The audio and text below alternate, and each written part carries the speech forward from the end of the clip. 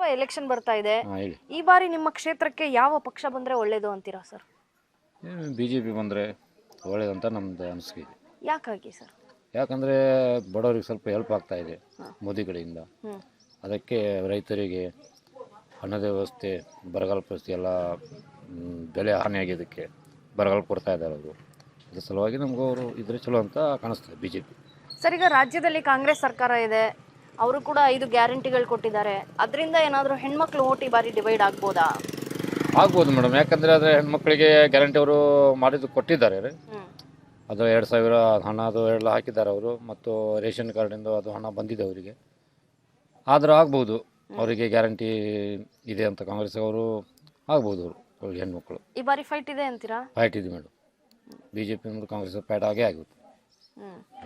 Sir, ನಿಮಗೆ ಏನು ಅಭಿವೃದ್ಧಿ ಬೇಕು ಅಂತ ಡಿಮ್ಯಾಂಡ್ ಮಾಡ್ತೀರಾ? ಮುಂದೆ ಬರ್ತಕ್ಕಂಥ MP ಇಂದ ಏನು ಕೆಲಸ ಮಾಡಬೇಕು ಅವರು?